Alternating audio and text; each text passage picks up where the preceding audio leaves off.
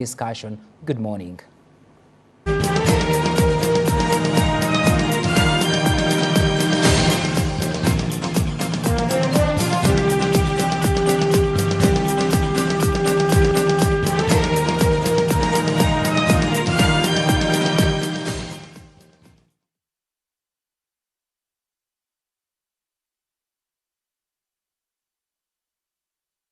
The National Mosquito Net Distribution Campaign is back. No one should die of malaria in this era. It is your responsibility to chase malaria from your home. The good news is that the government of Uganda has once again started distribution of mosquito nets under the 5th Universal Coverage Campaign, also known as the Under the Net campaign. Under this exercise, one mosquito net will be distributed per 2 people in every household. A village health team member, a community health extension worker, also known as a CHU, and the LC1 chairperson will move house to house to register members of the household in preparation for receiving their mosquito nets. Do not lie back. Ensure that you register all your household members to receive a mosquito net. On the distribution date, move to your distribution point and receive your net. Mosquito nets protect you and your family members from infectious mosquito bites that lead to malaria. Ensure that you receive the net, hang the net, and sleep under the net every night.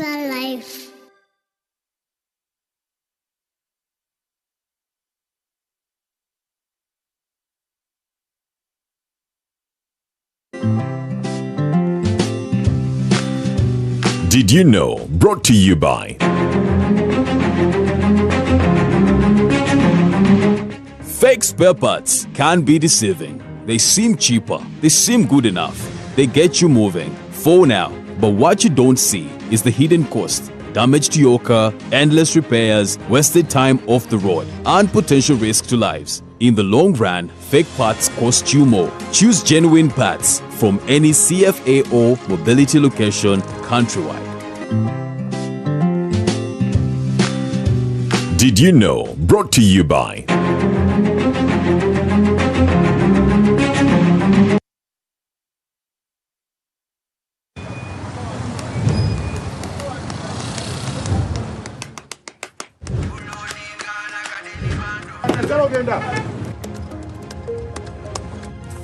And that's it for today. Till the next episode.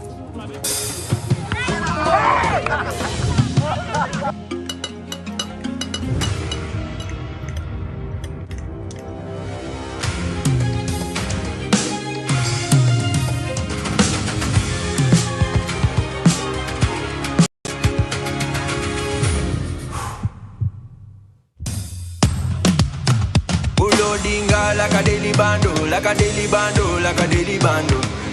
Omuliro nguwulira muli mu mutima kukankana like drums. Kalakata, kalakata, elendongo ya kusabula. Mikono tu, free on fire, free on fire, free on fire.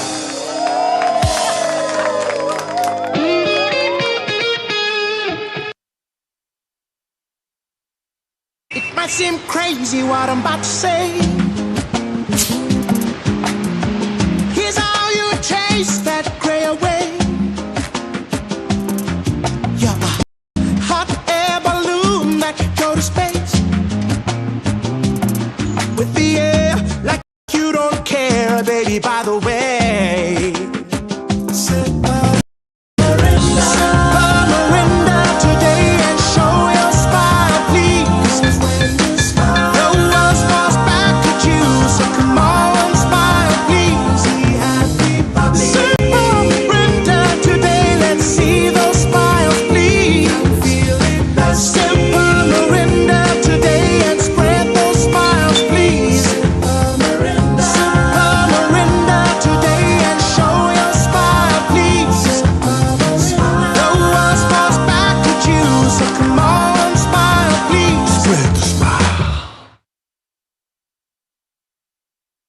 Hey, travelers! Are you a family gearing up for that big vacation, a hustler working abroad coming home, or your squad chasing sunsets and passport stamps? It's time you lock in. Say goodbye to long airport queues, shocking roaming bills, and the stress of hunting for local SIM cards, because now you can travel like a local. Stay connected in over 180 countries. Just scan, tap, and boom! Instant data the moment you reach your destination. Get your Rogue Travel eSIM today at travel.roguetelcom.co.ug. Contact us on 020 500 123.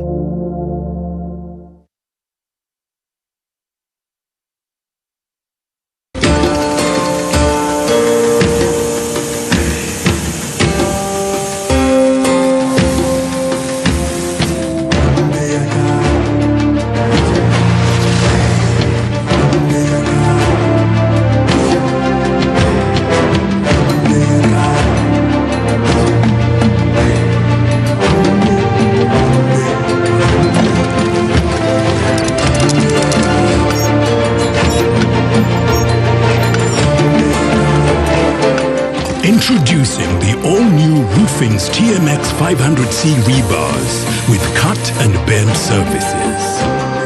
Roofing's, strength of a nation.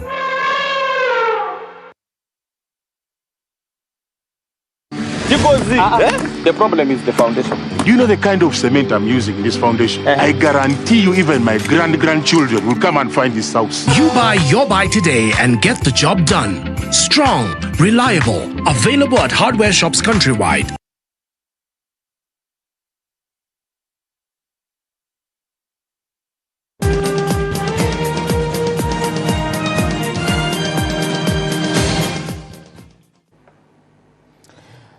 Good morning and welcome to Morning Breeze here at the Political Command Center and this segment of the topical discussion. This morning, we turn our attention to two developments that could shape the image and the development and governance of this country for months to come. On one hand, government has intensified its fight against corruption with the recent prosecution arrests of key individuals that are reported to have participated in parliamentary haste. But the questions, regardless of status, will still linger, questioning whether this SOAP is enough, broad enough, consistent enough, and insulated from other campaigns that we have had.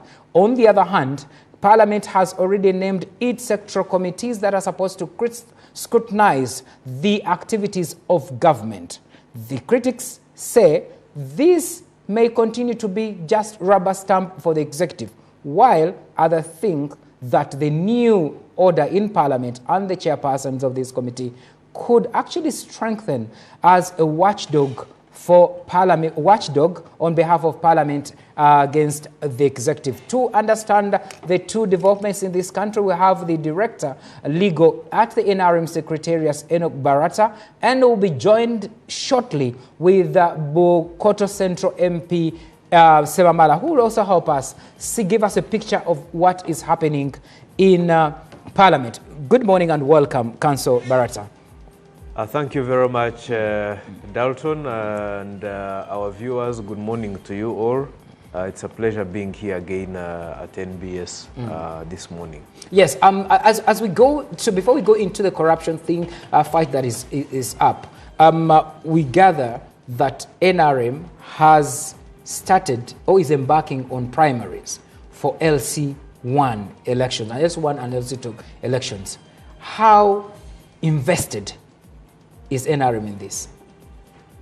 Yes, there are national LC1 elections, which I think will be taking place on 28th this month, and also elections for women councils, women council representatives, which will be taking place on 23rd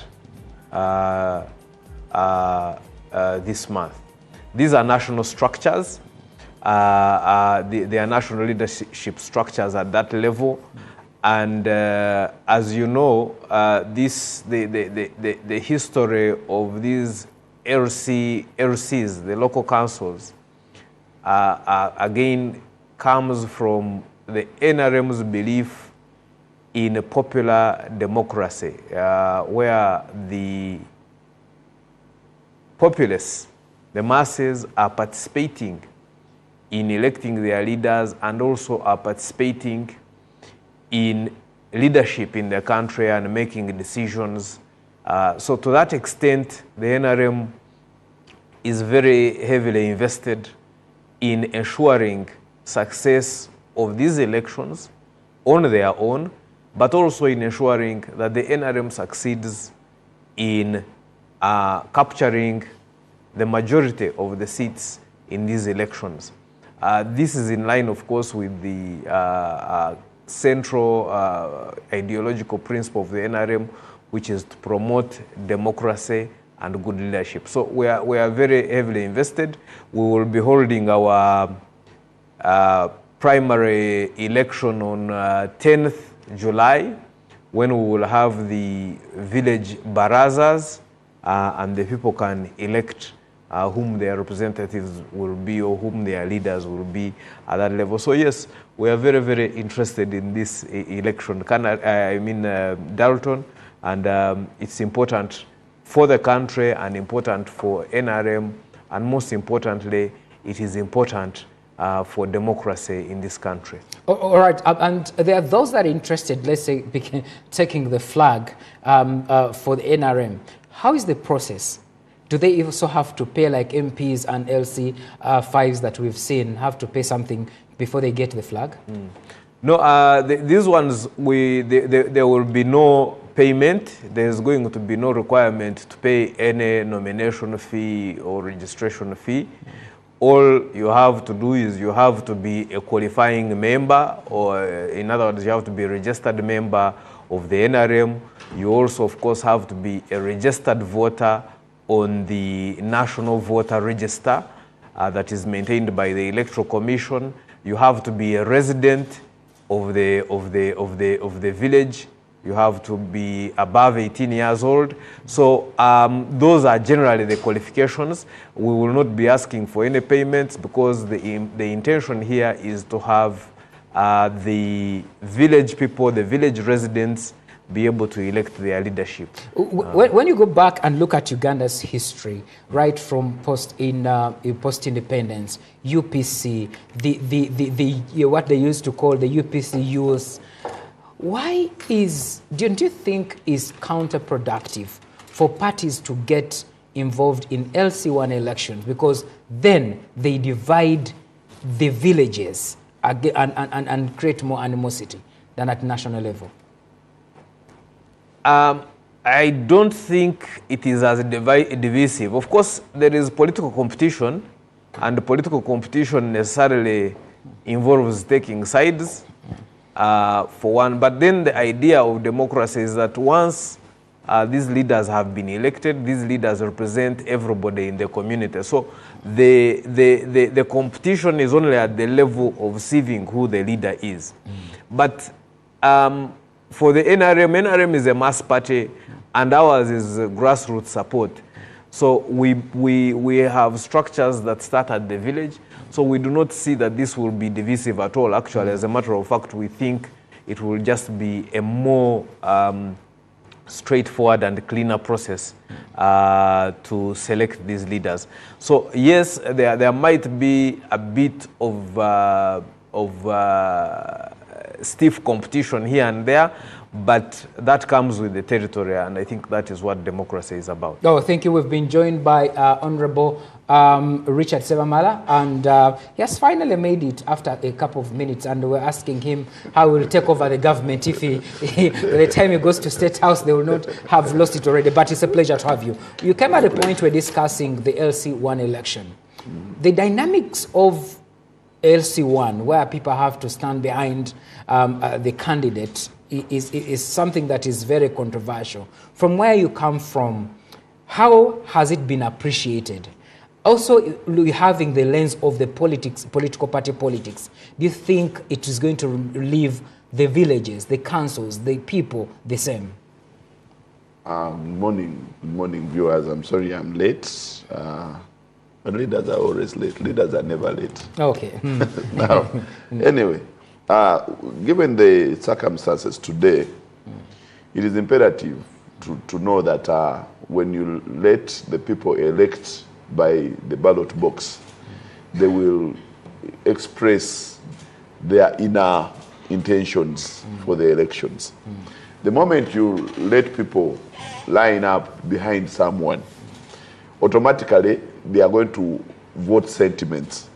This is my brother, this is my uncle, this is my longtime friend, this person helped me with this. Even when they know that these particular leaders that have decided to stand for these positions do not have the prerequisite qualifications or have something like lacking or something, they will not actually express it outrightly. And as much as it might be expensive, but even a jerry can work for what? For a village. Yes, you write the name and drop it. Write, drop. Write, drop. But when you say people are going to line behind someone is going to just wake up and say, you know what? This guy helped me with my land wrangle. This guy helped me with this. Now, when it translates to party politics, you're going to find that if somebody has registered for the NRM party in the NRM register, and there is an NRM candidate, he will want to be seen as an NRM, supporter. Yet, in the actual sense, if it was a secret ballot, this person would have voted differently. So, the idea of lining behind someone is about Kulabisa. It's like I had the chairperson of Electoral Commission here, I think this week, where he said, actually other people think there's a school of thought that even at national level, we should line up behind people, given that people think it's more authentic than the secret ballot. There's nothing authentic about it. In this particular instance, when people are bribed, they might vote differently during, it's a secret ballot. The secret ballot. They will not even consider the money because they need the money, but they will not. It will not be one of the factors that they will use at the time of voting. But then here, if somebody passed by some people's homes in the night, giving them sugar, whatever, it is LC1. People are, are broke, and then the next day they are seeing you lining behind someone. It would look queer. So they might not. I believe the lining up. There's something about the lining up that I don't really appreciate. That doesn't add up. However, given the other question about party politics influencing the election, the election,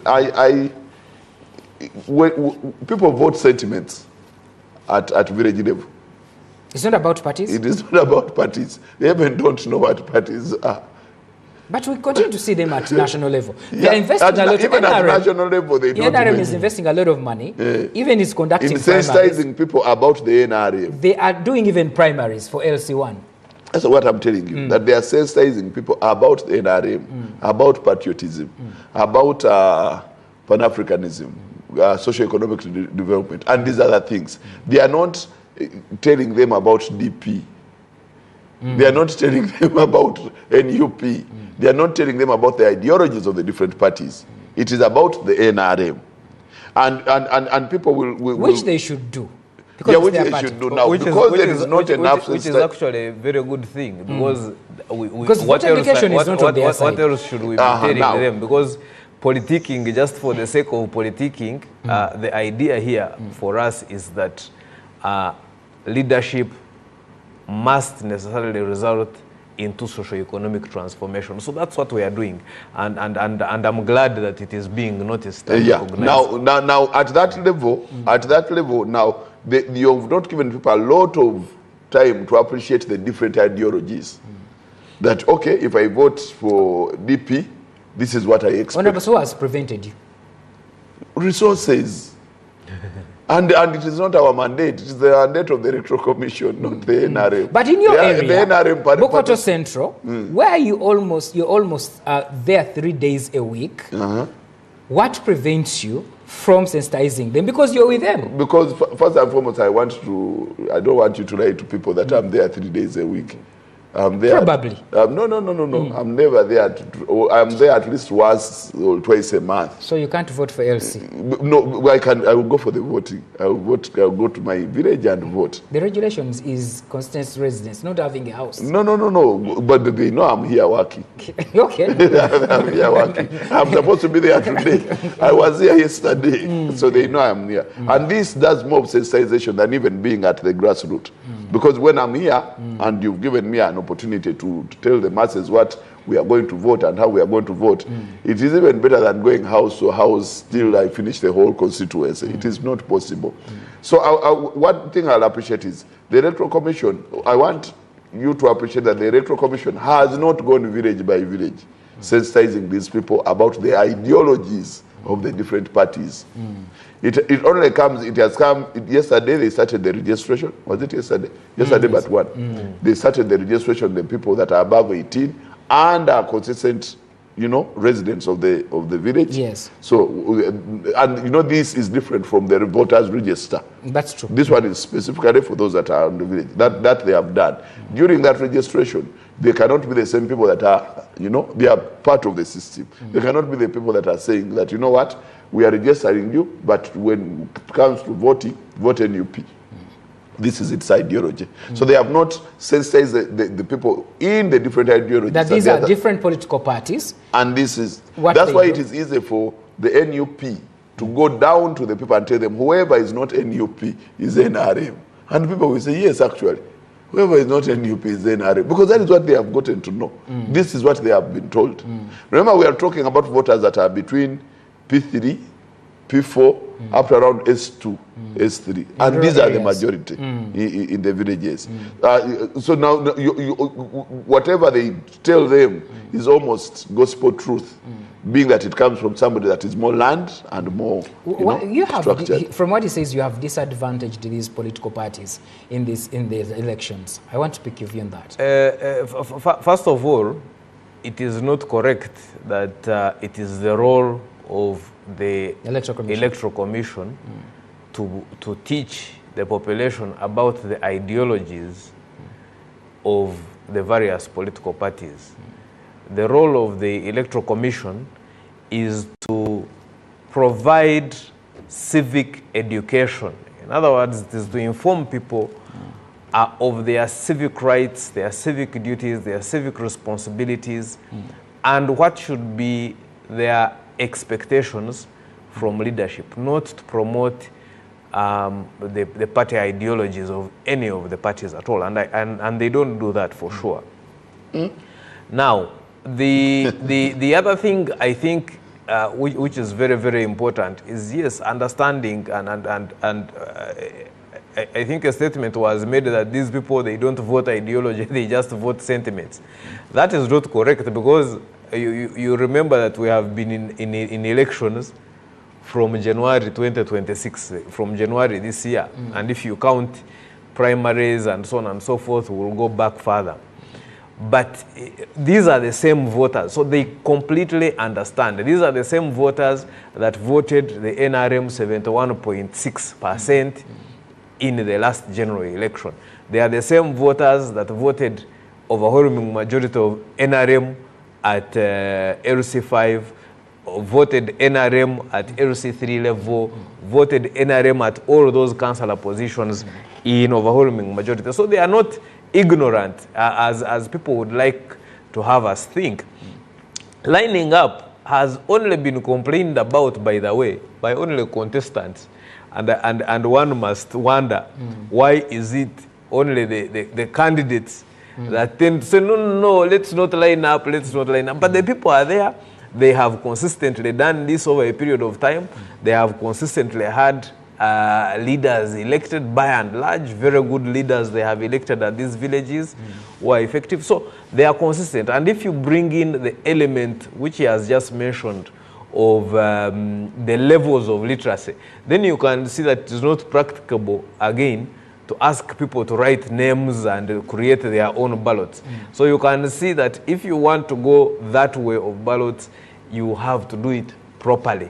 And properly, that means print ballot boxes, spend a lot of money, etc., and create the deeper problem of monetizing the election. So even this process of lining up and these elections at the village, and a typical village has about 200 to 300 members, voters, a typical village.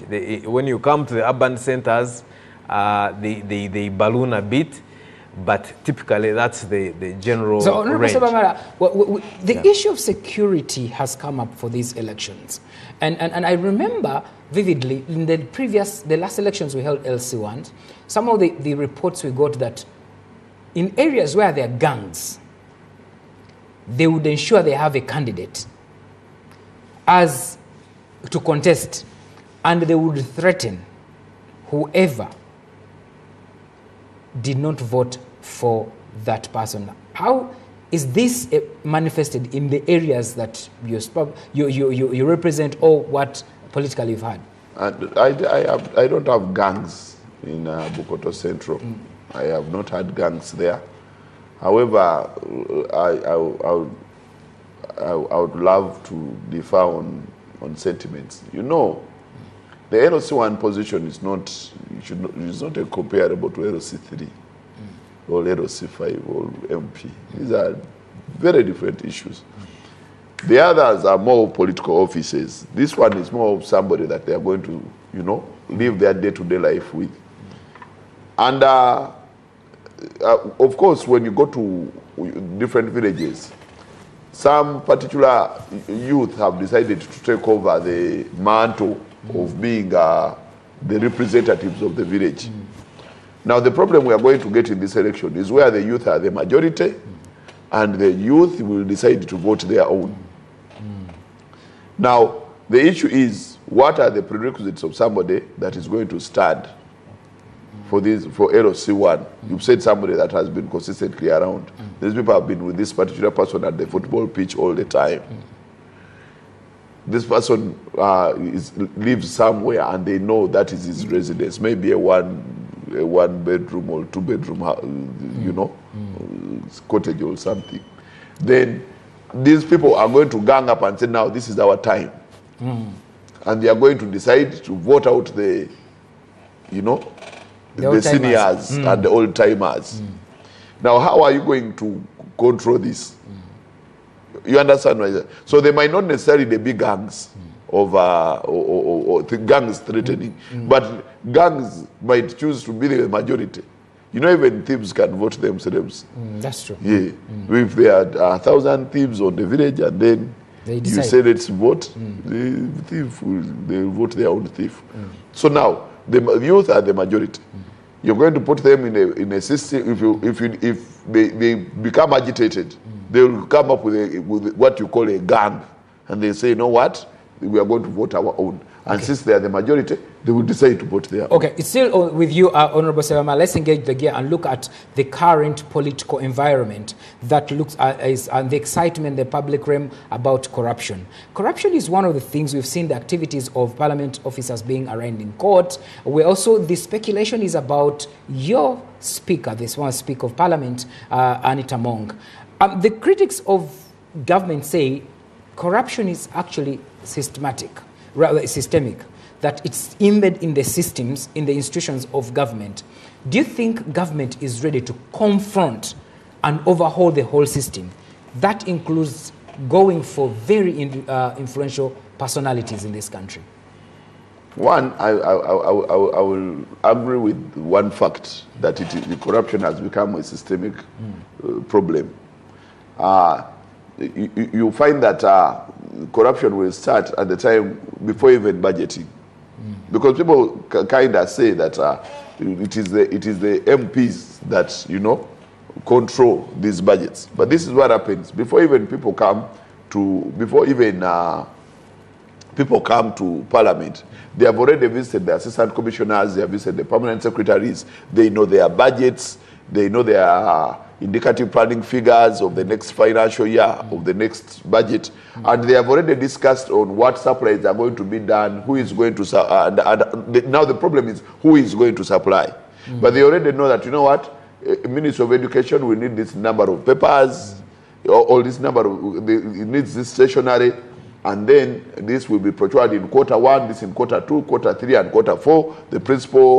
The principal procurement officers have visited, have actually talked to the different suppliers about how, and the procurement office, about what is coming and when it is coming, before even the whole budget comes to Parliament. And in Parliament, what we do is to allocate figures. 10 million here, we have 50 million. Divide it, equally or equitably within these particular institutions. And then ours is to say, this is for roads, this is for health, this is for what, this is for what. And then there will be different arguments. In Parliament, if it was a one-man show, that Sebabala, if I need, being a civil engineer, that I want to do roads so much, I'll say, let all the money come to the roads. The people in education will say, no, we have seed schools, we have teacher salaries, we have this, we have this. No, let us also get money. Then the people in security will say, we have classified expenditure, we have spies all over the world, we need money for ESO. They'll also take money. So in Parliament, it's not a one-man show. Although there has been some bit of influence in Parliament by some particular... Just a bit? I will say some bit, because I've not seen very many cases. But I will tell you, I will say there has been some influence peddling during the budgeting process for particular entities to receive particular amounts. And Honorable Sebambala, if you're very truthful, I've had different conversations with the clerks to different committees, and they have confided that an entity comes to Parliament, the chairperson has already asked for a cut. The members are asking for a cut. They are sending for an misery to the different entities. And even the leadership of Parliament, the 11th Parliament, would ask for a cut. These are realities, and you know them. Now, now that one cannot be to every member of Parliament. Because do you confirm it is there? Yeah, in some instances it is there. I believe it is there. That's what I call influence peddling. Because somebody will come with a budget. Fraud. Somebody will come with a budget, and they will want and they will want their budget not to be cut. They'll come and say, you know what, they gave us an indicative planning figure of say 10 billion. But I know there is 7 billion that you put for contingency. You could add us 1 million and we do A, B, C, D. Of course, there will be those in every society. There are those people that, will find dubious means or dubious ways of doing of going their way. And they will find a way of pushing some things through. But like I'm telling you, it starts with the permanent secretaries. How deep is the rot in Parliament? The last Parliament had its own issues. The last Parliament didn't have systems. You understand? There was a problem with systems. There was a problem. There was influence peddling. There was kickbacks. There was. It is not unique to just the 11th Parliament. Even the 10th Parliament. I cannot talk about the 10th. We had those speculations. I don't want to talk about the 10th. I want to talk about this particular one. It has had its own issues, kickbacks, influence peddling, different, like appointments. They would appoint anybody, anywhere, anytime. There has been problems. But now, as we clean our house, remember, like I've said, that the indicative planning figures are not sent from us. They are sent from Ministry of Finance to these particular ministries, and other government agencies. So you find that actually it starts at giving me an indicative planning figure. If somebody is supposed to maybe they have a school, a teacher training college, they have an engineering college somewhere, they have this, then they say, you know what, the other time you gave us little money, give us more money. So now, by the time it comes to us, by the time this comes to us, we are just supplementing a few things. You understand? And also eating a little. And when the money goes down, before that, when the money goes down, now we have to monitor the money. Now that is where the other rot comes. You go down, find some things are not done. I find that very posturing, Honourable, because you can't have taken the 3 layers by MPs asking for money, then go and say that we need good works to be done. That's what I'm telling you, that when you go down, you find that either way, there is no money that is going to be got in Parliament. Because at the end of it all, whether you say that you're going to give me 10 million or 5 million or 50 million, it will have to go to the system. It will have to be appropriated from Ministry of Finance to that particular ministry or district or something or agency. Then that particular ministry is supposed to give kickbacks. Councillor Barata, 40 years or so, the conversation is on corruption. And I want to put the same question to you about how this is a system. Is your government, the president talks about no sleep this time, is it ready to confront the titans that have built cartels within government? I think in the last a few months, as you have seen since the swearing in, I think it is self-evident that the government is committed to this process. Even previous parliament, they arrested the Mabati people. What was the fate? It is committed to this process. That one is also still ongoing. It is committed to this process, and it is taking action. And we expect, even us, the party members, we expect from our government that this action will continue to be taken, and the system will slowly be brought back to where it should be, and the levels of corruption will continuously reduce. Of course, there have also been previous actions, but I think the idea here is that in this particular government, in this particular term of office, there is going to be a lot more emphasis in terms of prioritization. There is going to be a lot more emphasis on fighting corruption. Just like you could say that in the other term of office, maybe the emphasis was on doing infrastructure or something. One of the bigger areas of emphasis in this term of office is going to be fighting corruption. So it is not even about who is influential and who is not. It is a question of saying we are going to take action against whomever, never mind what level or position they hold in society. If they are involved in this, it's going to have to stop. Do you think and so on and so Uganda forth. can realistically fight corruption without addressing political financing and the cost of elections? Because the Sebamalas, and this is metaphorically, the Sebamalas are putting their hands in the cookie jar because they want to fund the next election. Around 2 billion. Imagine an election for MP costing about 2 billion. Campaign financing is just one element, because the corruption is not always involving the politicians. It may happen that the politicians sometimes occupy certain offices and end up involving themselves in corruption. I think the bigger, this is why you see that the bigger noise now has been made, and you are having this debate right now. You are talking about the 11th parliament, I think that's where the biggest outcry has been, and that's where the members of parliament have been caught out more, I suppose. But traditionally, I think while politicians have been involved in some corrupt practices, influence peddling, etc., but it is also wider in the civil service, even in the private sector. You see, we tend also to eliminate the private sector when we talk about corruption, but they are there, they are in it, they are the ones doing the tendering, the bidding, and all this other stuff that we are talking about. And so it is going to be a collective attack on all these areas of corrupt practice, or the agents of corruption, and that is what I'm seeing happening already. Okay, Honorable Sebamala, you see, the arrests caused a frenzy, and arrests, we've seen them before.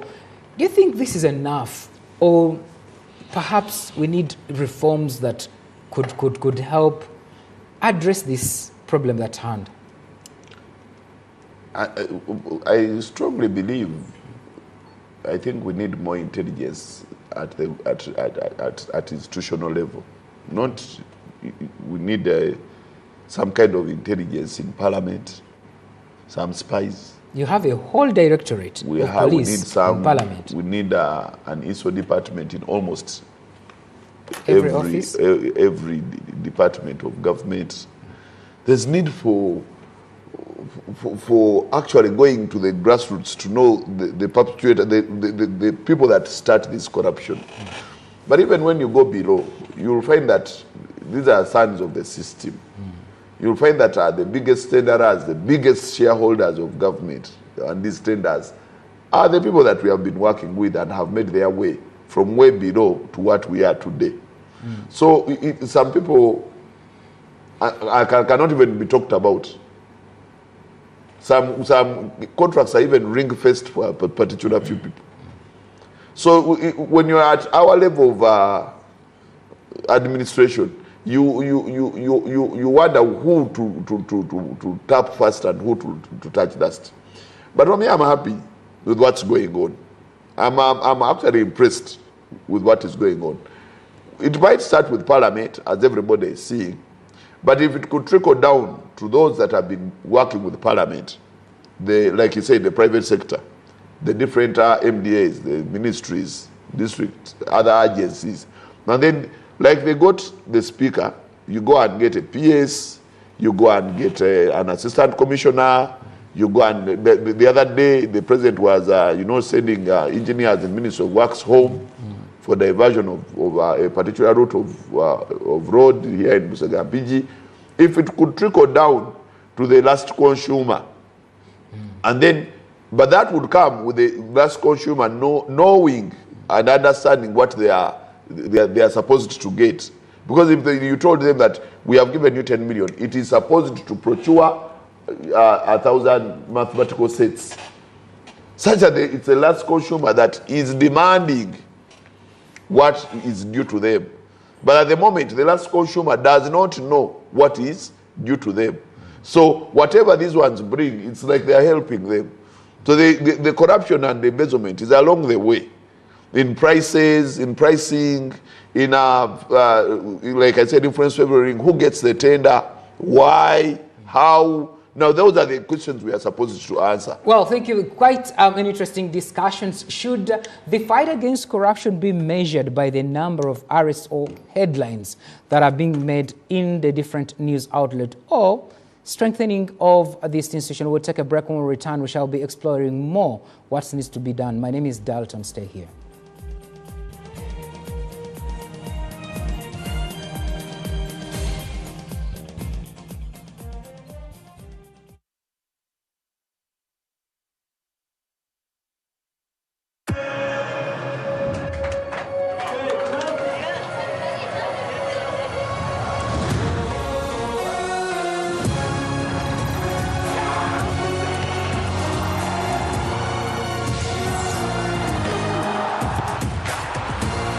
From 11 June to 19 July, everything can wait. The FIFA World Cup 2026. Catch all 104 matches on 4 dedicated channels, live on SuperSport, only on DSTV.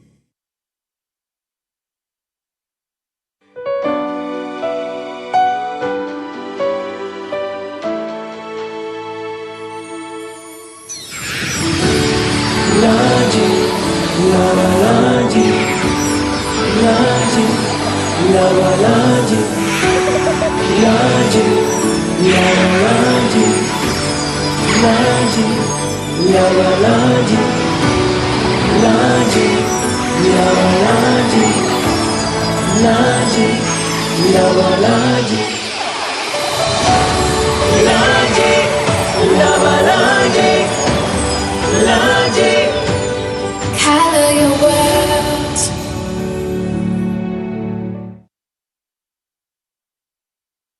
Are you planning an event? Think of X Events. For the best photography and videography of all kinds, we believe that every moment is worth capturing. Whether Kwanjula, weddings, Kuhinjira, bringing out the culture and glamour. And of course, a professional team that has mastered the art of the game and progear with elegance. X Events is located along Rubaga Road on Access Building opposite Hotel Sojavalo. X Events, capturing your precious moments.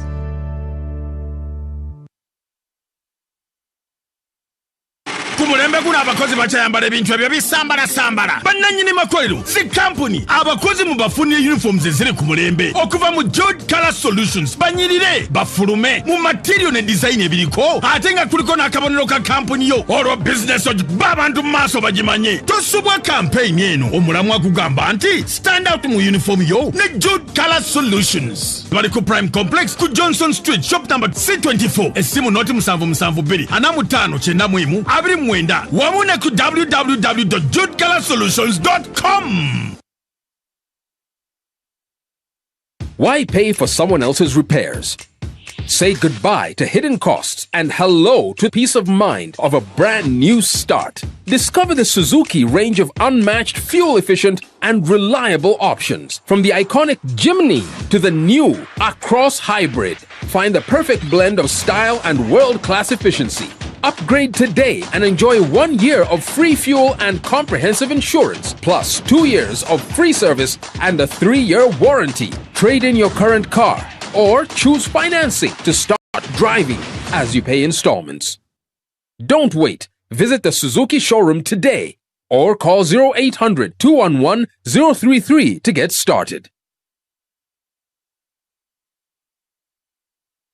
Reggae live in concert at Kolo Airstrip na musambu August chifuro chigenda kubera echomwaka. Get ready for the biggest Ugandan show Mustari ya Kikompola Waguru Matara Screen, stage, ne sound Ngabiona The Phenom Records Sinye mtuare satwe Arebadi ngo konsa momo Mtuare vili Yeke mtuare tano Arebadi ngo kuzeku momo Mtuare satu Emeze yabantu mkage ya milioni bili Yabantu mwana ya milioni satu Niga kamunyenye mumkaka tano Kamunyenye bili zero Otunge tiketi yawe Reiji Yata hawesa Uganda na mani Hati ninye tabe mbara Hababushenyi Higara Yantonde Habeibanda Rukunjiri Mwije mrebo mwana wanyu Nachtera Nach Honda Eno shotwagara mwebyani byanyu amate Ebishagara Ebishapa stacking Koranye nye Kororo Airstrip Musambu August Bitegekedwa Abitex Promotions.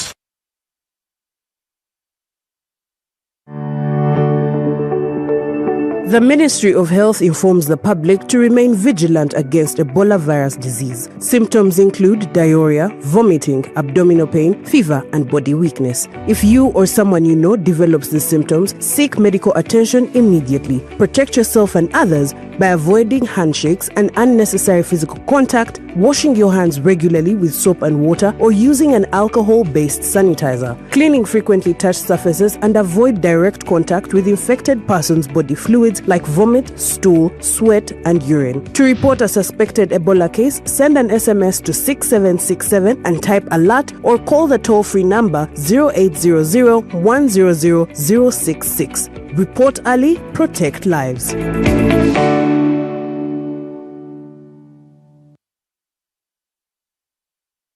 Tired of the limits? Tired of slow connections? It's time to break free. Introducing BCC Net from Blue Crane Communications. Choose the package that fits your life. BCC Lite, 20 Mbps. BCC Pro, 50 Mbps. Or BCC Extreme, 100 Mbps. For every need, every moment. Learning, conferencing, gaming, and so much more. Switch to BCC Net today. BCC Net, fast, reliable, and true unlimited internet. Blue Crane Communications is regulated by Uganda Communications Commission.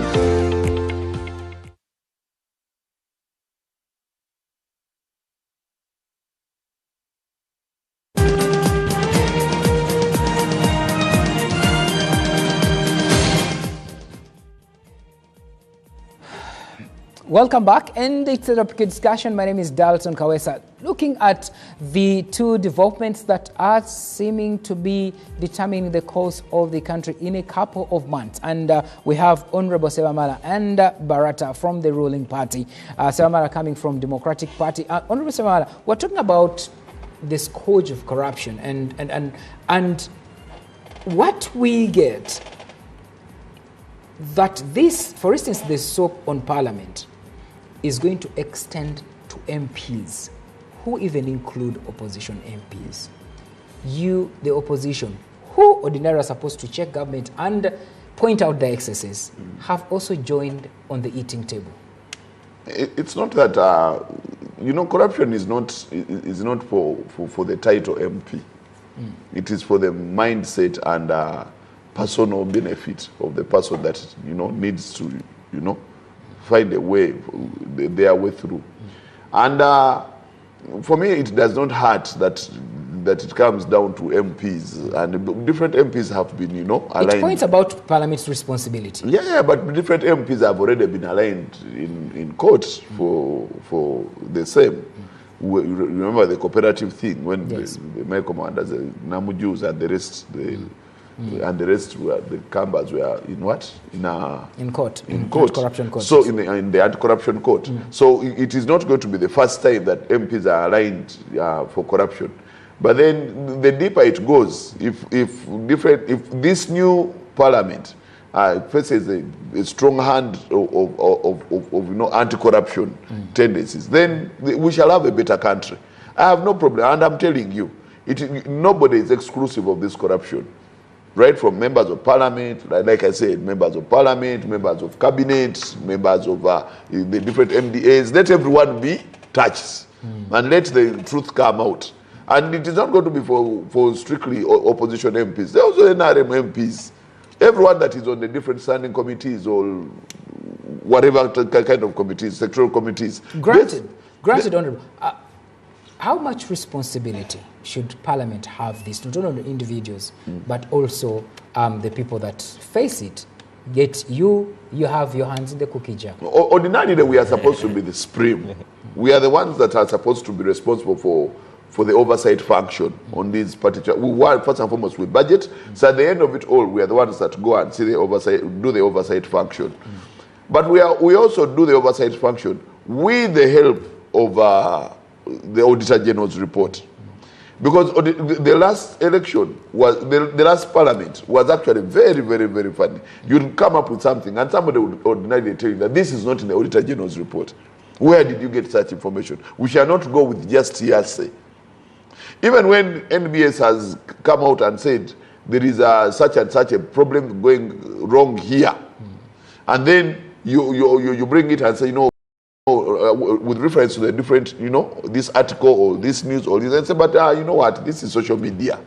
What, there was that resistance from particular, bosses, I would say leaders of committees, to take in what has been highlighted by the public as corruption or as something going wrong. So now what we need today is to come up with the right, performance indicators for the different, chairpersons.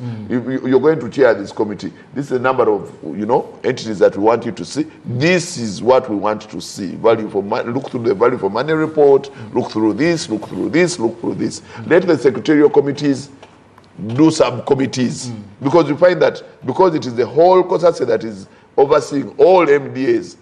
Today, by the time the duration elapses, you've seen only 10 entities. So now what we need is, can we form subcommittees and we say as many numbers as possible, because we have over 3,000 entities, to include schools, to include different, But then what happens is by the time COSASE ends, it has seen 10, 12, 15.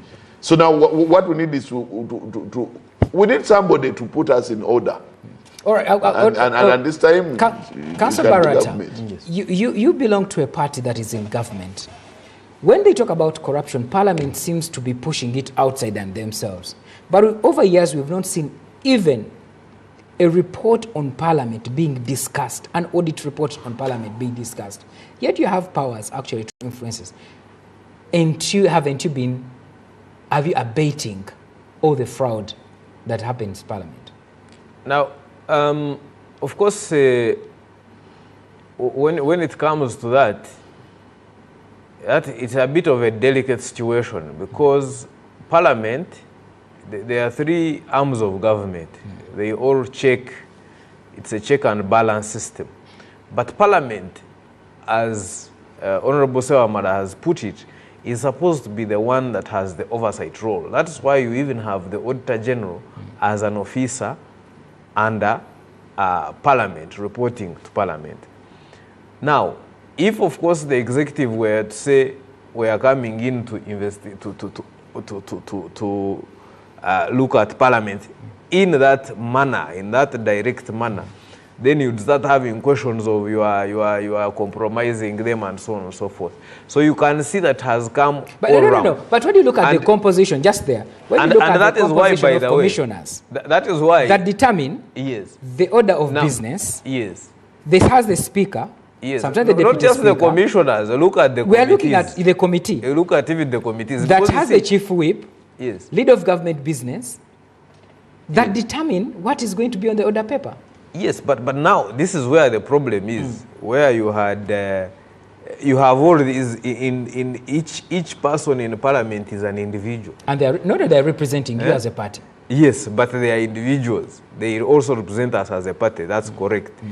But to see that they were not themselves looking at these things as they have said, then that is now a bigger problem. But nonetheless, you saw that when now government became concerned, the information came out and action was taken. And action is still being taken. But I think the beginning part is to give each side its chance to sort out certain issues. But now that they came out, government has said, no, this time it doesn't matter. We must address this problem, and we are going to concentrate on addressing this problem. And they have started. They did not wait even for a week. Also, they just started straight away, show the commitment, and we expect that this is going to continue and is going to well, progress. as we conclude, so the previous efforts that have been made have just been ramped up now to say, no, this is now very serious.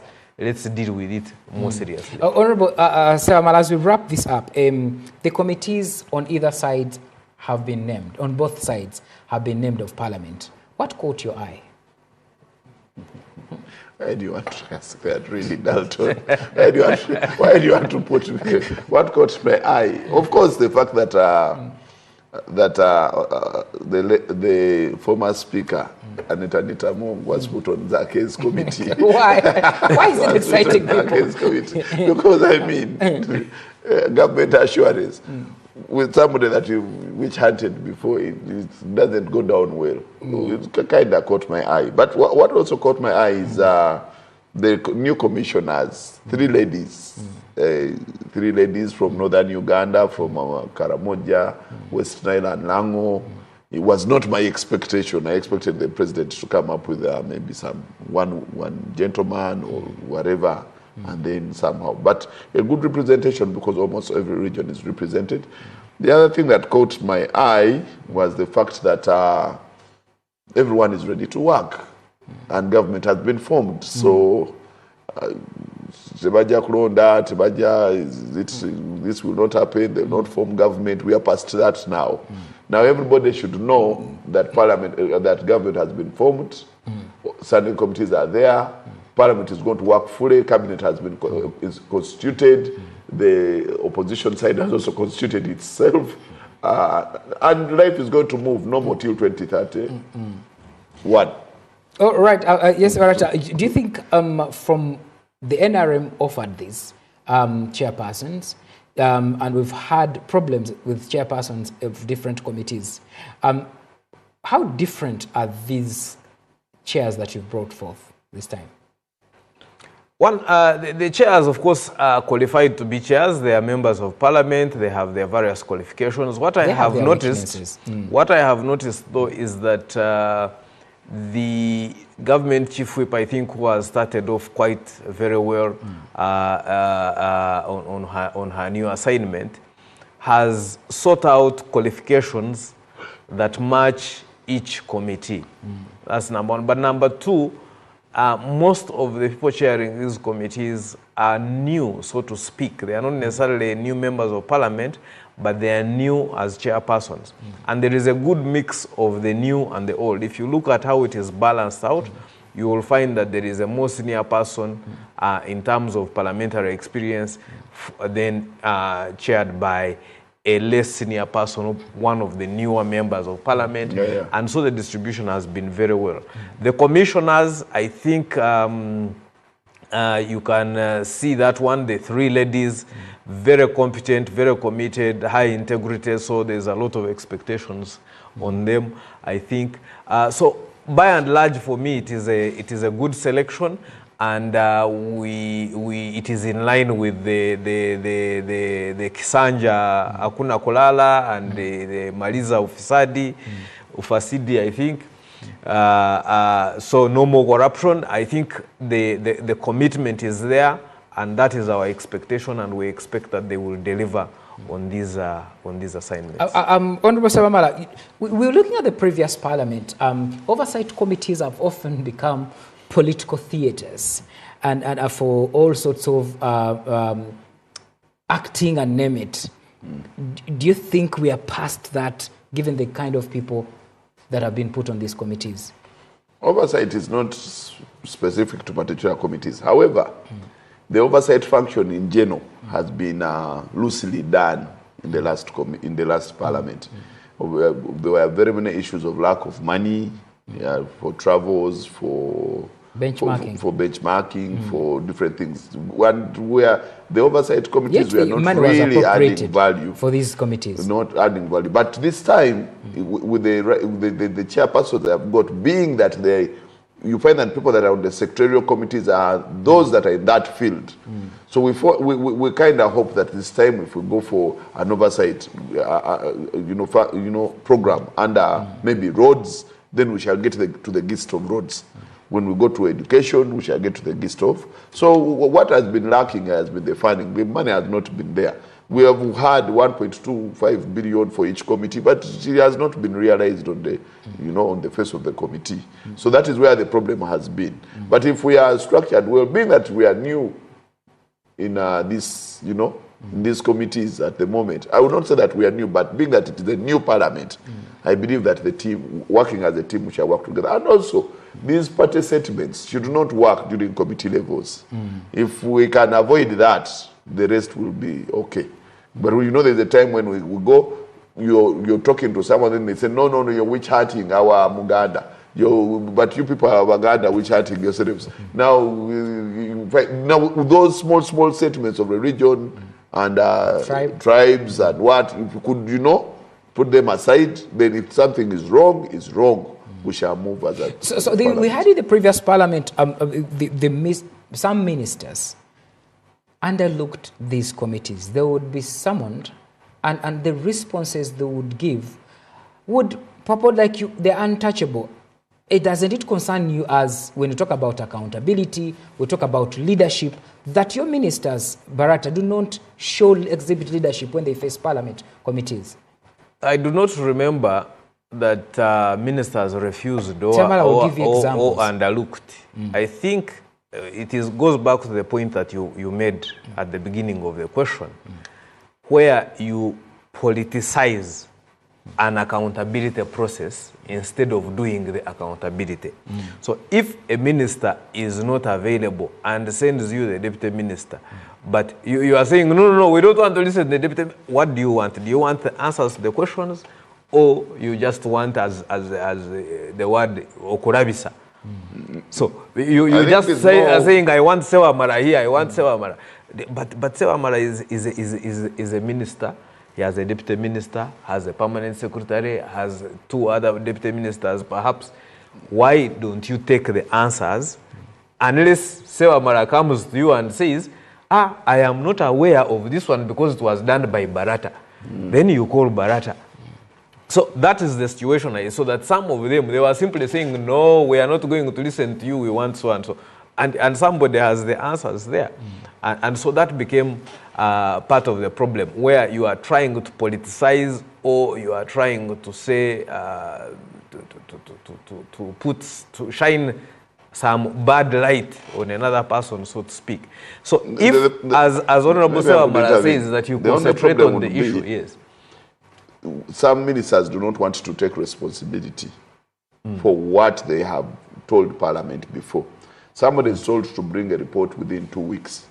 Then this particular minister does not come on in 2 weeks' time or within 7 days and sends a state minister or deputy to say they are not available. Now that's not to present the report, but to say I'm not available, I've had a trip, the president has instructed me, has directed me to. Of course, the president will always give that is wrong. Then somebody will come. That is of course wrong. It's like the equivalent of lawyers giving excuses in our courts to get adjournments, exactly. Which is wrong. And our courts have found a different way of dealing with it now. Now, if you are standing in for another lawyer, you better be 100% prepared to do what that lawyer would have done. Maybe those are administrative things that can be done. But yes, that would be wrong if somebody is simply buying time or looking for excuses to go around something. But simply saying, no, I cannot appear, I don't think we have had that situation where people are saying, no, we are refusing to appear. It is usually that conflict where there is some politics at play rather than an accountability question in its real sense. But of course, you've also seen instances where people are designated from higher positions to lower positions, and they will not come. Somebody will not come. Yes, and that goes. Former speaker and that goes back now to the issue of minister so much, and that is a question of education so much. All those people. That is where the problem. We've never seen them. That goes back to why are you in this position? Are you there to serve?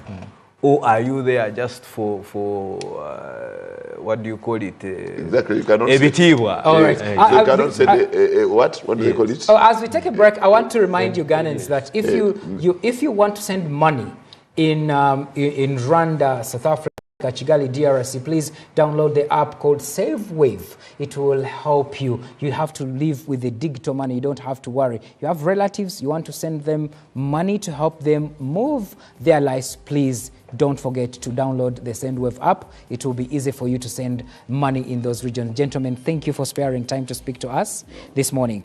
Thank you, Dalton, and thank you, Honorable. Thank you. Well, as Parliament oversight committees settle into the committee systems, Ugandans will be watching closely if these committees will turn into fearless watchdogs to the executive, or they will just become an extension of the political power that is in this place. What is undoubted is that fight against corruption or oversight is not just a mere political slogan, but a daily rooting for transparency and accountability. Thank you very much for being part of this discussion, a topical discussion. My name is Dalton Kawesa. Good morning.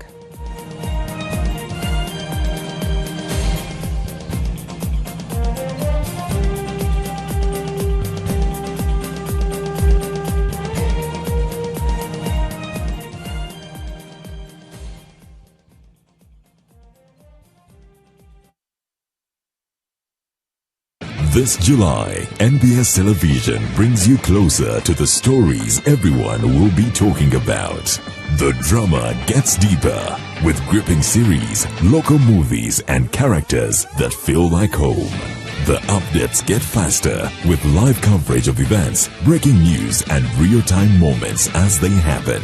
The conversations get bolder with powerful interviews, current affairs, celebrity sit-downs, and voices that shape the nation. From the newsroom to the live scene to the stories that move us.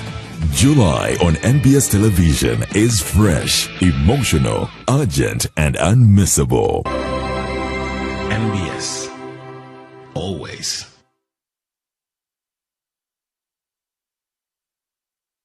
Bannayuganda muwulire ekitabangawo bajjukira process ekutuusaako Irene Namatuvu atuuse mu Kampala ku Serena Hotel nga 21 August musajja atuumye Strong Woman live okuyira emitwalo 10 yeete emitwalo 15 ku gate ate badi emitwalo 10 ate mmeeza ya milioni 3 ticket zitundibwa ku Papa Sport ku John Color Solutions ne ku Serena Hotel wennyene Irene Namatuvu yasinga mu kyabayita authentic Ugandan rhythms enkuba ya Afro pop egatta engoma ya wano n'ekidongo ono ya Afrima Award winner, Best Female Artist for East Africa Choreography, Yairini Namatovu, Screen, Stage, Namatara, Habiri Murumu August, Serena Hotel, Mwana watu naba mwerekedeko, Fogo, Karepita Mami Vijay, the strong woman, because the sentence at Chikazi, Tuagarabiana Biascoba, Bimadulo, Joza sentence wawereza kusimu zabadde ekichupuli ky'etaano werezindala Wagidwa, KCB Bank, Newman's Bakolo Bumpati Mpati, Victoria University, Uniform, Pepsi, Mount Caleb International School, Bualula, Finiva Logistics, Afro Mobile, Nesanyuka TV.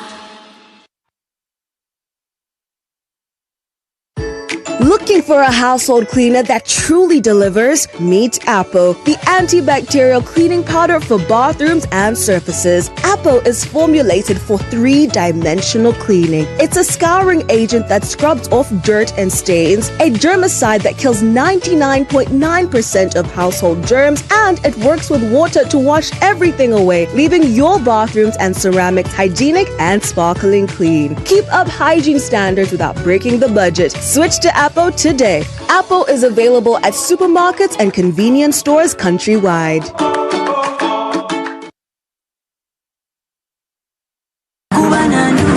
NBS TV, Senyuka TV ne Afro Mobile bakutusako Chinza Productions banda eyumulangira ndausi buli lwakusatu ku Costa Rica Breeze ku Makereka bule kubine tusha petrol station n'omulangira ndausi ne Dr. Bossa buli lwomukaaga babiri ku Vibes Hub ekiwenda mu Masuka Prime petrol station gweyina omukolo mbaga bala oyagala okusanyusibwamu Chinza Productions banda ey'omulangira ndausi kitukudibwamu kyo kuba 0709 mukage mukaaga 093 kola booking Chinza Productions bandi omlange ndase kutusibwako Silver Bubble Studios Hideout Guest House Aita babiri ku Kasenyi Road NBS TV Senyuka TV ne Afro Mobile.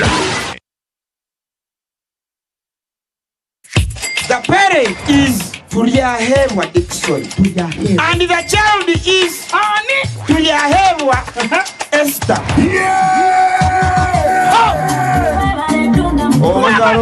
Kambera gwete kwa muchisha ngo ishe watu yayewa Esther wahangura school fees ngene na hateja shana amashemero kwagonka MTN momo eberewo mbeni nyegasta igana kaga ni 5 sta munana 0 hash kushashuro mwana school fees tokoma nyo muchisheri zagwijo wanje ninga nchaka ngwasa kuzo wawe mwebare munonga.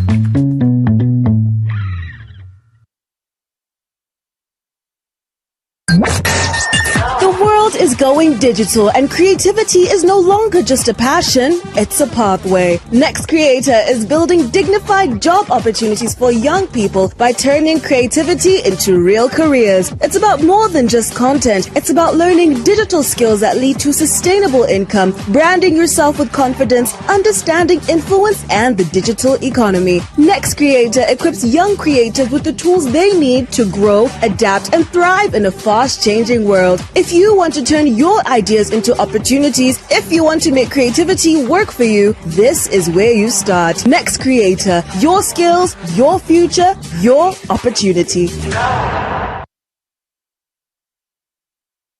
Uganda is more connected than ever before. From mobile broadband to digital payments, access is no longer the challenge. But the real question is, how do we turn this connectivity into real opportunity?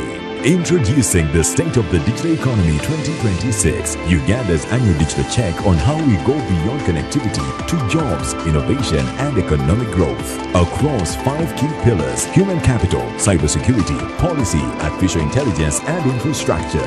This is how we build a workforce that creates, unlock digital jobs and income, ensure trust and security, enable smarter policies and connect Ugandans to global opportunities. Don't just be online, be part of what's next. Partner with us to shape Uganda's digital future. Oh no, mumanyi!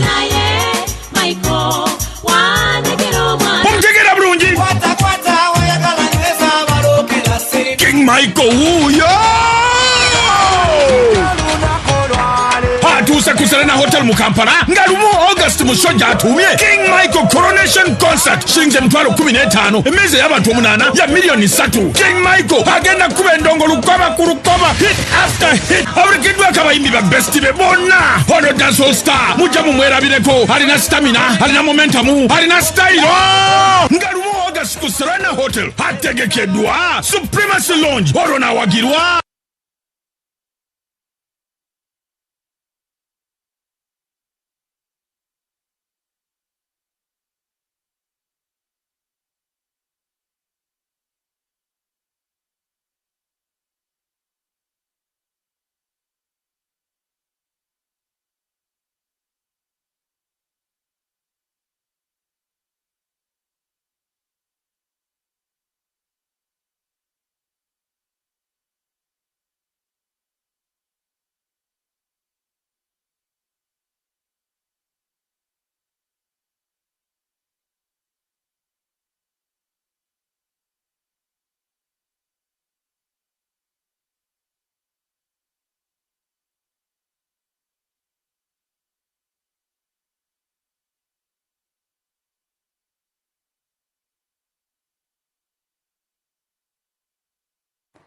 Well, a very good morning. Welcome to the breakfast meeting. My name is Victoria Sibatani. It's a pleasure to be here with you. Now, Uganda's response to an Ebola outbreak really extends far beyond just hospitals and treatment centers.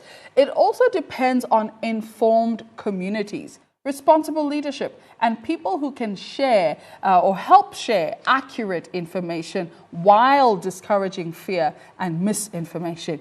Now, joining me this morning is Martha Nabatanda, an alumni of the Goal Next Gen Youth Program.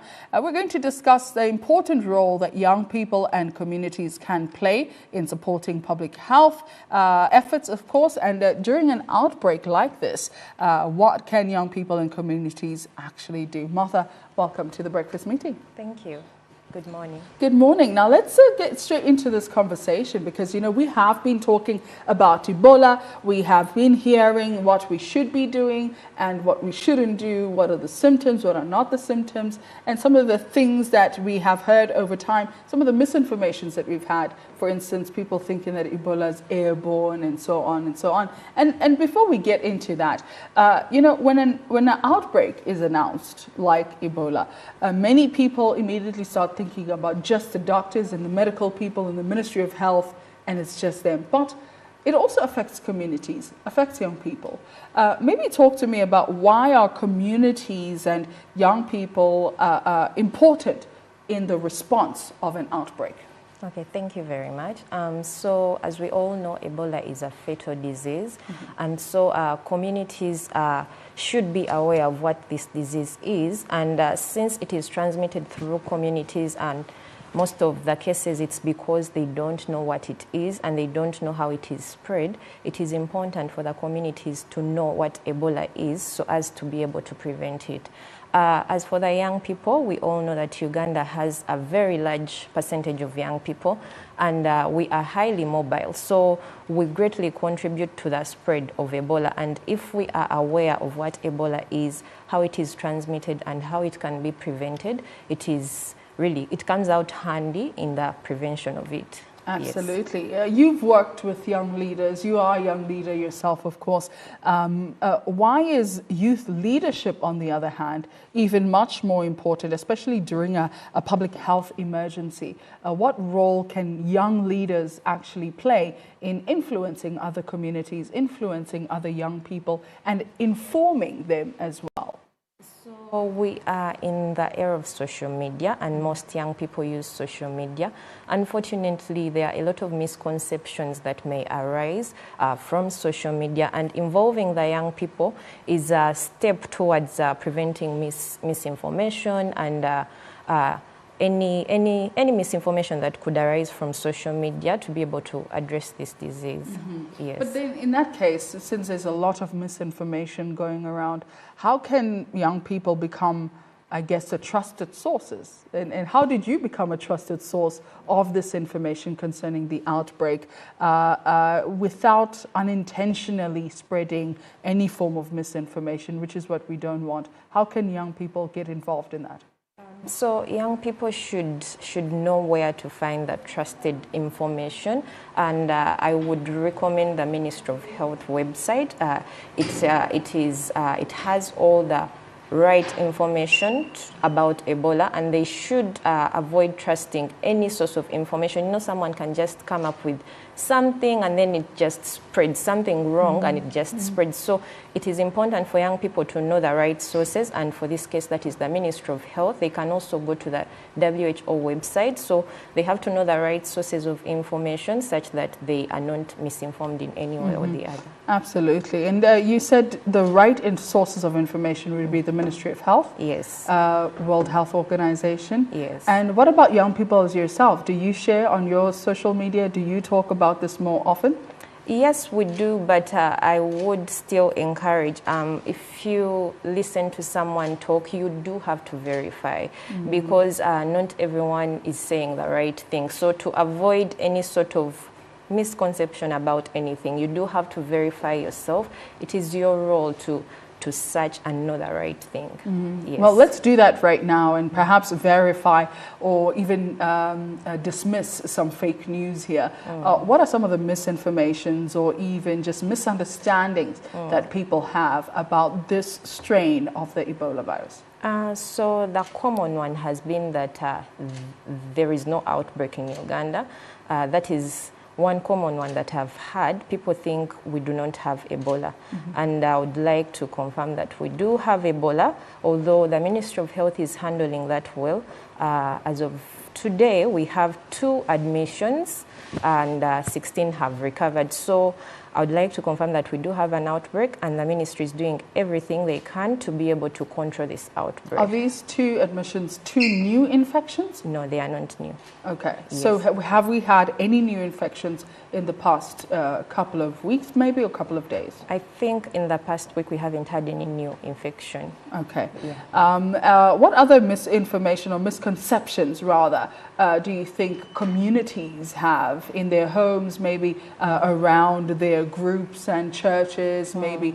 Is there any other misinformation that you'd like to also correct? Yes, some of them think Ebola is caused by witchcraft, which is not true.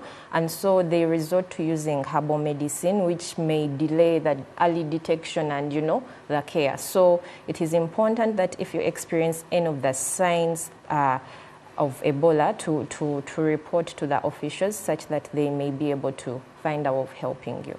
Okay, so it's definitely not witchcraft, it is real. Not. But when is it, when should a person actually seek medical attention? What are those symptoms that they should be looking out for?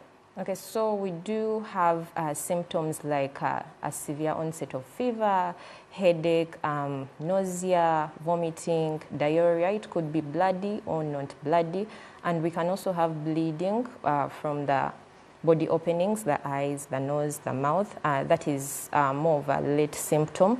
But if you do get like any of those, you should be able to contact the health officials such that they may respond. So a person who has those particular symptoms, does it have to be all the symptoms at once, or does it only have to be one of the symptoms?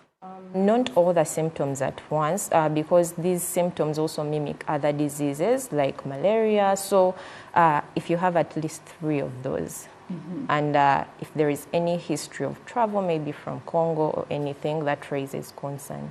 Yes. So the minute you suspect it could be Ebola, so then how do you then rather eliminate the fact that it's not Ebola and maybe perhaps it's something else? Because you said some of the symptoms do mimic other diseases. How can you make sure? Because you also at the same time don't want to alarm the whole community or your family, or maybe you just are scared. I don't know. But what other way can a person verify fully that this is possibly Ebola? So verification is mostly done through laboratory testing and confirmation. As an individual, you may not know that you fully have Ebola or not. So it is essential for you to contact the health officials, which will take off a sample and then run the tests and confirm if it is Ebola or not. Mm-hmm. Yes. And are there specific areas that people can go to in order to get tested, in order for them to get those verification, those labs, or can a person just go anywhere in terms of getting treatment? In terms of getting treatment, it is the testing is mostly done by the Ministry of Health officials, and there is no designated hospital that you can go to. But if you suspect, you do contact the officials, they pick you up, they do the testing, and if you're confirmed, you are treated. If you're not confirmed, you are referred to the right channel of care. Okay, that makes sense. So now that we've had people who have recovered as well from Ebola, correct? Now let's talk a bit about some coming back, perhaps stigma that people might struggle with, which is something that could prevent some people from actually getting the help that they need because they're afraid of what the community will say. How can communities support patients or even potential patients, in that case, families, communities, against stigma? So we encourage communities to be welcoming to the victims of Ebola. If someone has fully recovered, you should trust that the Ministry of Health knows what they are doing. If they say someone has recovered, that means that person may not be a potential threat to you. So it is good to welcome them and avoid discriminating them, because that may actually lead to and if any person has those symptoms, they may be shy to disclose them because of how you have treated someone who has recovered. So it is essential to welcome them and integrate them back into their communities. Mm-hmm. Yes. Now, how important is it that somebody reports, or community members report, or family members report pretty early as soon as they see some symptoms developing? So early reporting is essential in a way that to the person who is being suspected, you do get early treatment. There is early treatment, and if you're treated early, chances are high that you will recover. But also early reporting reduces the spread. You can imagine if someone takes like 5 days without reporting, how many people will that person be in contact with? So the spread is way more if we don't report early. Absolutely. Now, what do you say then to somebody who is afraid to seek medical attention? I do understand that can be a little bit scary, but the Ministry of Health has health officials that are specialized in this, and if you're scared, you should, I think my advice is that you should still seek the care, because they know what they are doing, and your life is at their best interest. They want to make sure that you recover. So you should not be scared. You should go in for that treatment. And of course, there are some vigilant people out there who really do not want to get sick in any kind of way. What are some of the preventative measures that people can actually take in order for them to avoid coming into contact with somebody who has Ebola? The easiest one is hand hygiene, where we have washing of hands with soap, and that helps to eliminate the virus before it gets into the body. But you can also use a sanitizer to clean your hands, and you can also avoid getting into contact with any suspected people, or avoid crowds, because we know Ebola is spread directly from one person to another. So you could avoid crowds, you could avoid public spaces that have very many people. Yes. Absolutely. Now, finally, what are some of those numbers that people can call and maybe even alert the authorities if there is a suspected case? So if there is any suspected case, there is a toll-free number from the Ministry of Health, and that is 0800 100066. You can call that number and you'll be helped. Absolutely. Say that number again. That's 0800 100066. Yes. Correct. There we go. Finally, what's your message to just the Ugandans as the country continues to respond to this outbreak? One thing that I can say is that ignorance is not an excuse, and it is essential for everyone to be informed about what is going on in the country, especially this outbreak that we have of Ebola, so as we find ways of preventing future spread or spread to our loved ones. Absolutely. Well, thank you so much, Martha, for joining us this morning and also sharing your insights. And if you want more information, as Martha has already told you, you can go ahead and seek out from the Ministry of Health, and you can get accurate information, as well as the WHO. You can look for accurate information. The number to dial if you suspect that somebody does have Ebola, or you yourself, you can dial the number 0800 1066. And I know of an SMS line called 6767. You can SMS alert to that one in particular, because responding to an outbreak isn't only just a responsibility of health professionals. It also depends on informed citizens, informed family members such as yourself, informed communities that choose facts over fear. So thank you again to Martha, an alum of Goal Next Youth, for joining us and sharing, of course, her insights, and now reminding us that every one of us have a role to play in protecting our public health. But for myself, Victoria Sbatani, may the Lord bless you, keep you, make his face shine upon you, be gracious to you. Goodbye. God bless.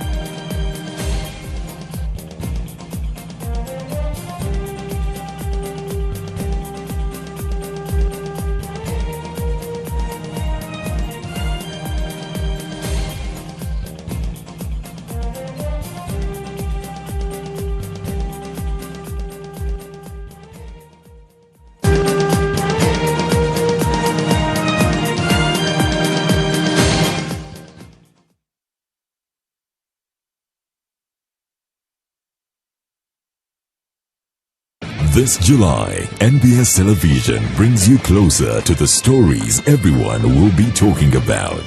The drama gets deeper with gripping series, local movies, and characters that feel like home.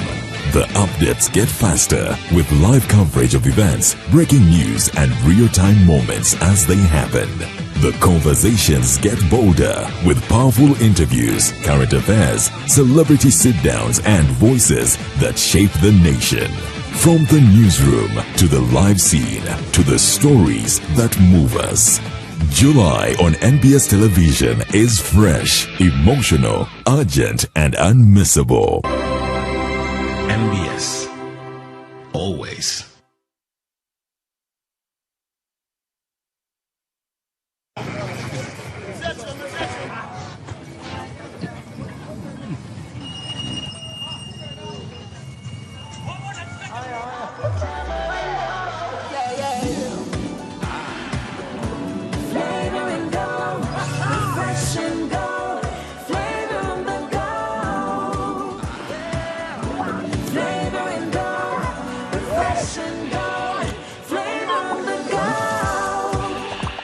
Flavor Mukachupa. Test our refreshing, juicy flavors in our 250 ml and 400 ml packs. Splash Kachupa. Flavor Mukachupa. Flavor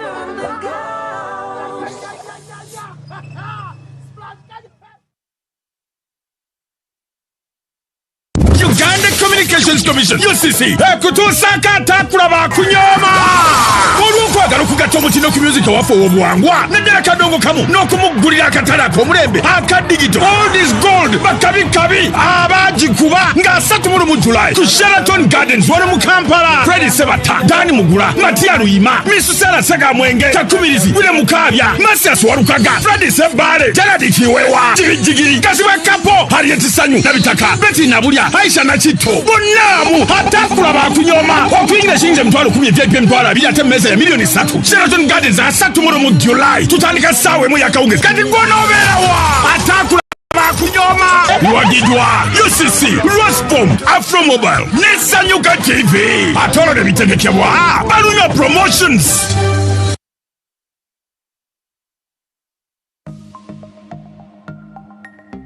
Better to the tips. Scammers love posing as officials from banks or government agencies. Never share sensitive information with unsolicited callers. Hang up, find the official contact and verify their identity first. In partnership with Uganda Communications Commission and NBS. We designed a project whereupon we started with the pilot project targeting 1,400 households. So we go to a village, we select everybody, we give them a device. When we give them a device, this device is not just a device, this is a smart device. Of course, we know that we have power challenges. So these devices have a solar charger inbuilt in them. I received a small charger, that let me say the solar. Then I plus a phone solar, then earphones and a small charger in a box. This is a strategic response to the Uganda digital vision of building a digitally enabled society that is secure, sustainable, innovative, transformative to create a positive social and economic impact through technology-based empowerment.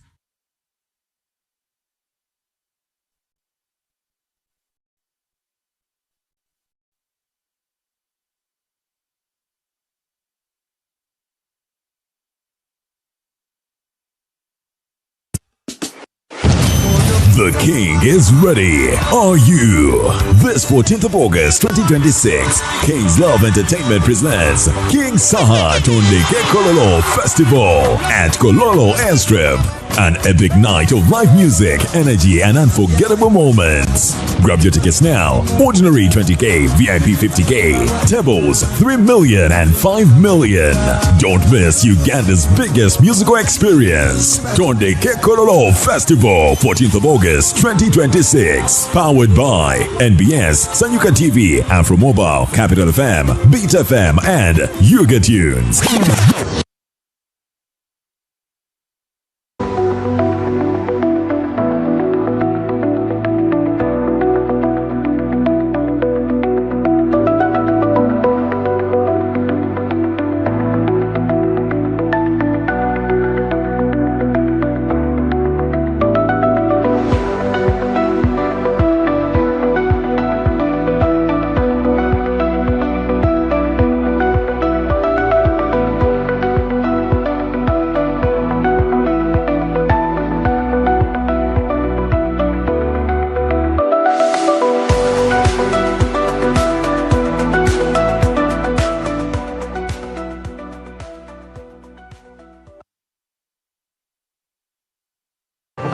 We understand that everyone yearns for a clean, tidy, and convenient working environment. That's why 7-Star Cleaning Services, we strive to provide highly customizable cleaning solutions using environmentally friendly chemicals, state-of-the-art equipment, and well-trained workforce for our clients. Visit our head office, Plot 4691, Ntinda Chisasi Road. Contact us on our official lines 0393-243-503 or visit our social media platforms. 7-Star Cleaning Services, a remarkable difference.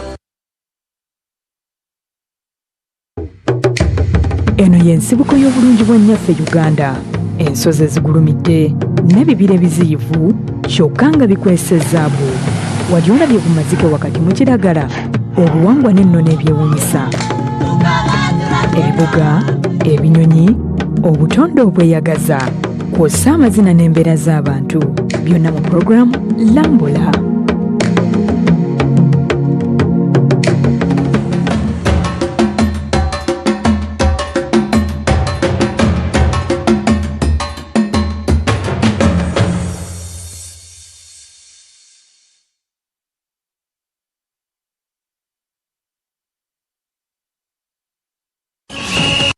The biggest World Cup Final Fans Festival is here!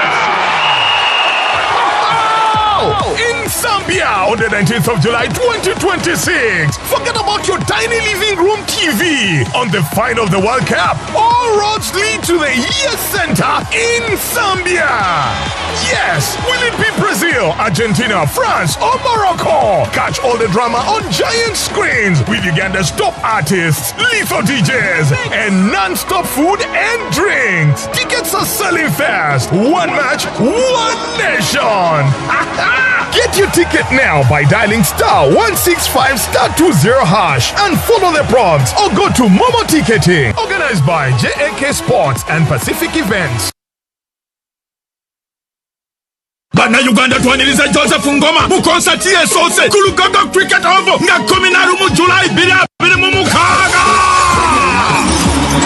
Tickets za mitwale 2, emitwale 5, atemeze y'abantu 8 ya milioni 3. Tickets ojazisanga ku caritickets.com, Friends Supermarket ne ku Hotel Triangle. Kwa noti 756-558 725. Chino chetu bade tulinda. Joseph Ngoma, mwana mulenzo muwandisi, Vocal Powerhouse. Arudenga konko nendongo. Ekute ku mitima j'abana Uganda. Gendongo yenyuma, eyimusa. Ekuwesubi. Hagikuya mu style yo mulembe. Kati ategese kitabagawo.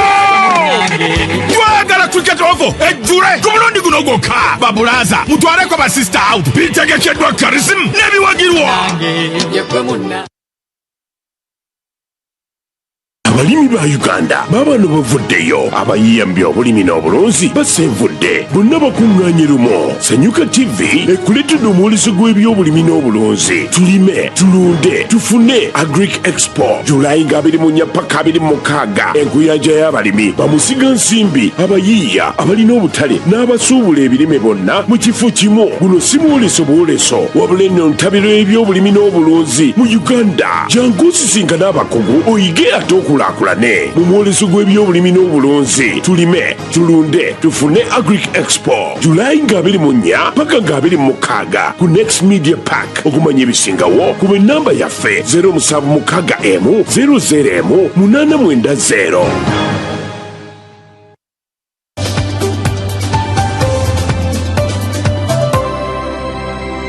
NBS. Always.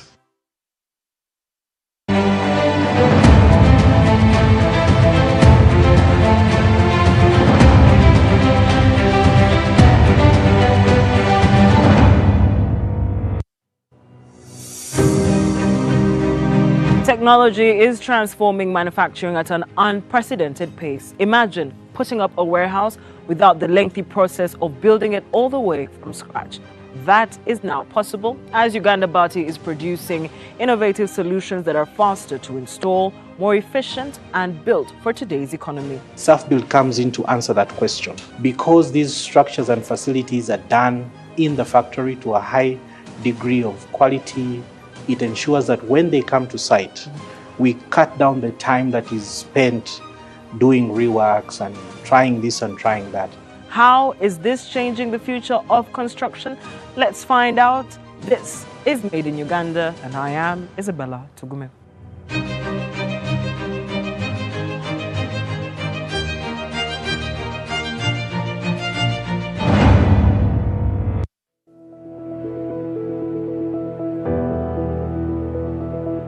Uganda's construction sector remains one of the country's fastest growing economic drivers, contributing close to 13% of GDP while supporting thousands of jobs across manufacturing, engineering, and real estate. Yet traditional construction methods continue to face challenges ranging from rising material costs to lengthy project timelines. As demand for factories, warehouses, and commercial buildings grow, manufacturers are increasingly turning to technology-driven solutions designed to deliver projects faster, more efficiently, and at a lower life cycle cost.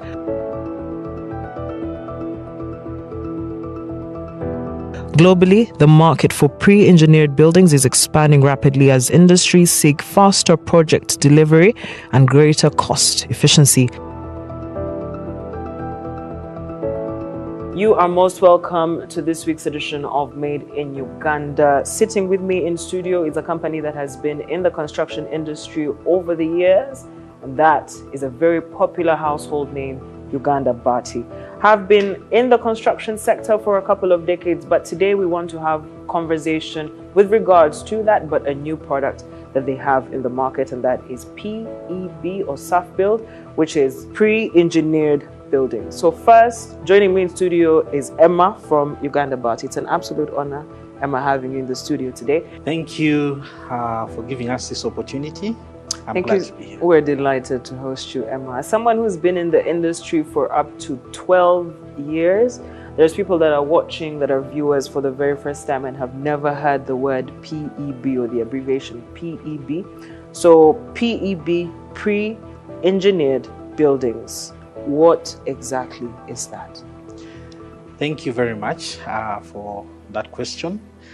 PEB stands for pre-engineered buildings, as you have said, and what these are steel-framed structures that are made in the factory to a high degree of precision and quality, and then they are made using high-quality, world-class standard softwares to ensure that the steel frames that are coming to the clients on site are of the best quality that is available, and then they are assembled on site as opposed to being fabricated on site. So the pre stands for really work that is done off-site in a controlled environment, and what this means is that you have a high quality product that you can rely on, and that's what Uganda Bati continues to strive for. Okay. We have high quality fabrication work, design work, and steel materials that then come to the clients wherever they are. Is money, and today's consumers want speed, quality, and value. After the break, we explore whether Ugandans are embracing these modern construction solutions and what this means for the country's industrialization agenda.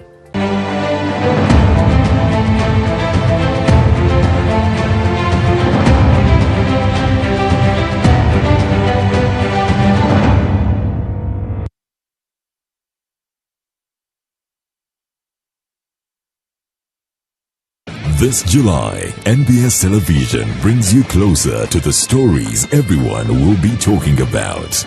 The drama gets deeper with gripping series, local movies, and characters that feel like home. The updates get faster with live coverage of events, breaking news, and real-time moments as they happen. The conversations get bolder with powerful interviews, current affairs, celebrity sit-downs, and voices that shape the nation. From the newsroom to the live scene to the stories that move us. July on NBS Television is fresh, emotional, urgent, and unmissable. NBS. Always.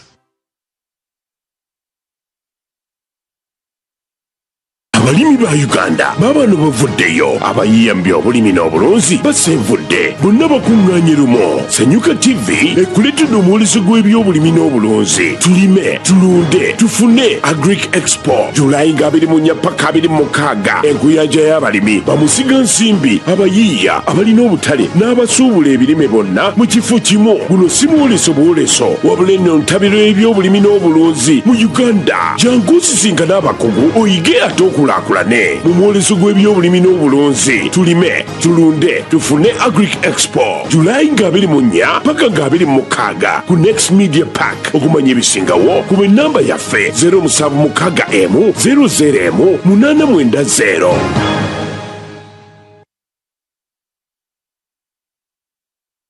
Too many ads? Expensive subscription? You deserve better. And artists, thousands of plays, but nothing to show for it. This ends now. Introducing Yugatunes, the new home of your favorite music on Afro Mobile. Listeners, stream your favorite songs ad-free at no cost. Artists, earn from every stream. Withdraw your royalties anytime from as low as 20,000 Uganda shillings. This is music that pays off. This is music that belongs to you. Yugatunes, your sound, your stage, your reward.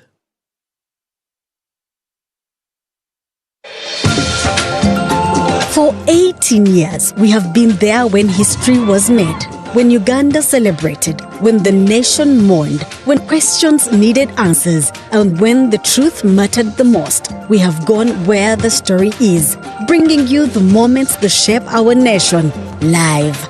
We have listened to every voice, giving every side the opportunity to be heard, balanced. Through every headline, every election, every breakthrough, every challenge, we have remained committed to one promise: to serve Uganda with journalism that informs, connects, and inspires.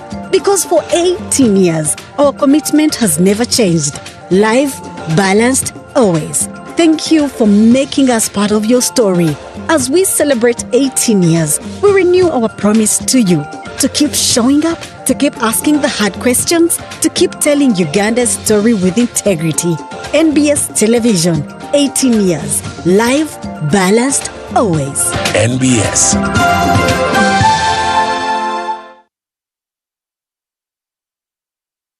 Do you have knowledge, confidence, opportunity? This July, NBS Television brings you 2 unforgettable dramas.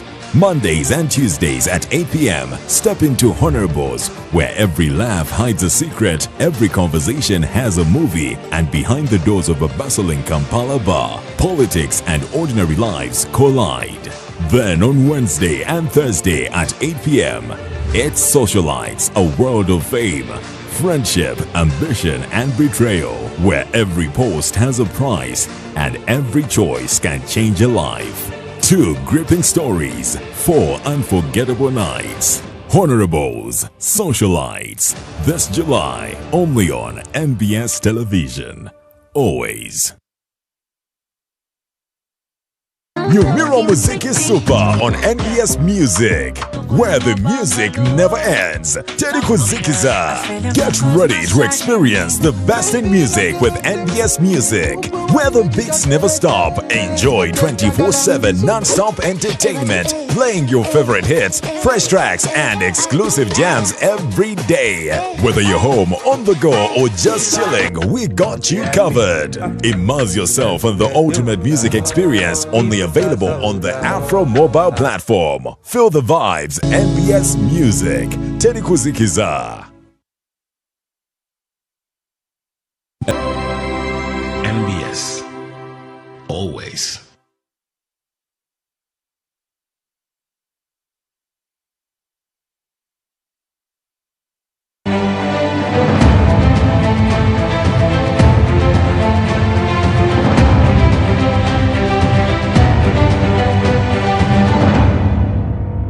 Welcome back. You're still tuned into NBS's Made in Uganda. This conversation is streaming both on air and online, as well as the Afro Mobile application.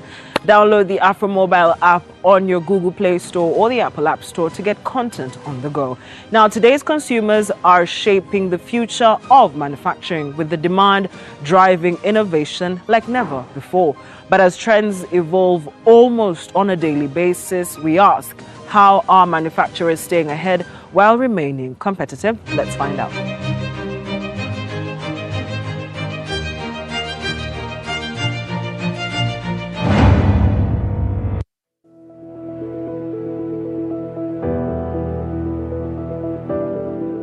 Uganda's industrialization agenda is increasing demand for modern industrial infrastructure. From industrial parks to logistic hubs and manufacturing plants, businesses require buildings that can be completed quickly without compromising quality or safety. This growing demand is creating opportunities for local manufacturers to produce value-added construction solutions while reducing reliance on imported building systems. So many Ugandans are quite quite familiar with the conventional brick and mortar mode of construction. How different are pre-engineered buildings or even self-build? Thank you so much. Self-build is a pre-engineered building solution available at Uganda Bati. And like I said, the first thing that you are getting is the quality. You are assured of the quality that you're getting when you come to Uganda Bati and get this brand and get this product. When the conventional construction is going on, things are really done on site. And the common challenge that we see is that when work is being done on site, there is really, you have a harder time to control the quality of the work that is being done. You either have to do a lot of rework, you either have to have 2-3 people cross-checking the work, and all this eats into the time of the project. As opposed to self-build, where you will come and we'll have a wonderful engagement before the work starts. We have the necessary designs ready to the world-class standards and international building standards. And then the fabrication work is done in the factory as quick as possible. And when the material comes to the site, everything is erected, it is set up as quickly as possible. And this is a trend that the construction industry is really picking up. And we are uniquely positioned in East Africa, in Uganda, in Africa at large, as we are increasing and we are seeing a huge growth, a huge drive in Uganda's industrialization sector, in East Africa and the greater part of Africa. More and more businesses need to have their facilities, their premises installed quickly, installed with a good quality, and then this is what we are here to solve. And this is how we are identifying and separating ourselves in the industry.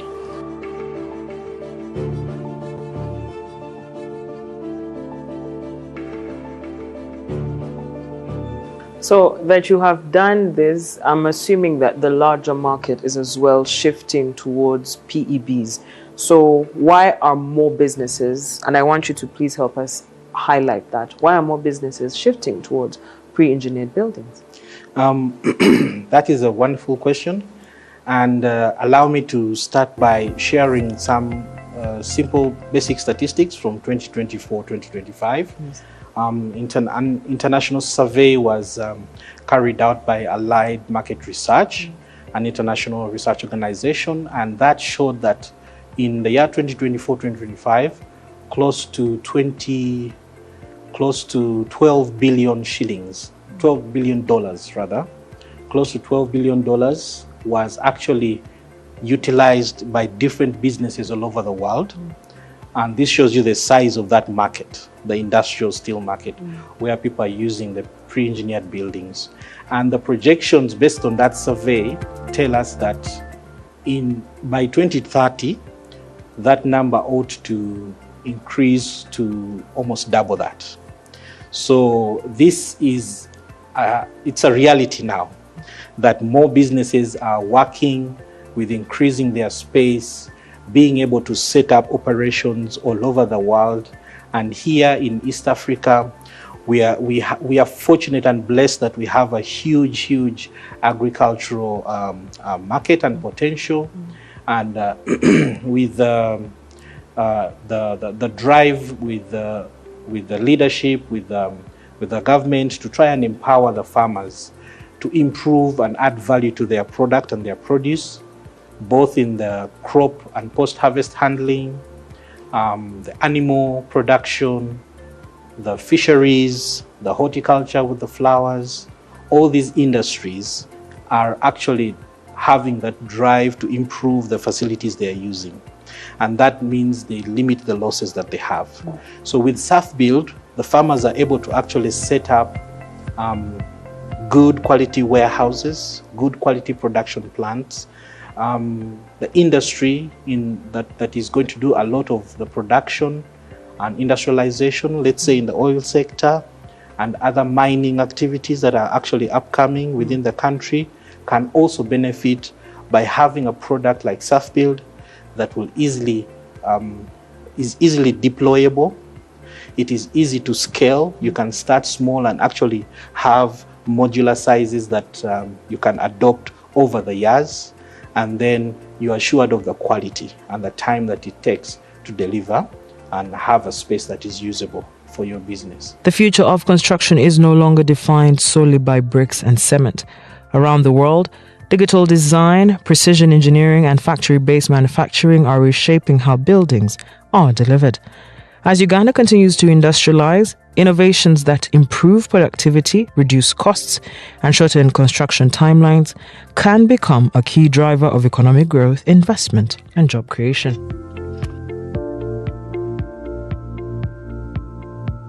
as companies continue to develop smarter, faster and more sustainable solutions, they are not only meeting consumer needs but also driving Uganda's industrial growth and economic transformation.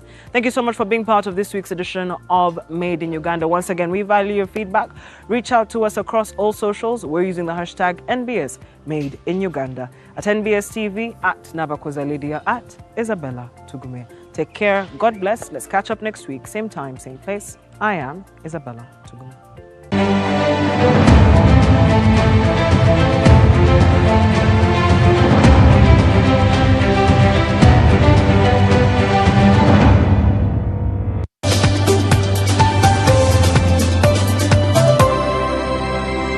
NBS. Always. Influence is more than followers, it's impact. At Next Influencer, we connect brands with the right voices through a thorough vetting and discovery process. We onboard influencers with hands-on workshops that build skills, unlock real opportunities, and fuel professional growth. Brands find the perfect match, influencers get dignified jobs, and audiences experience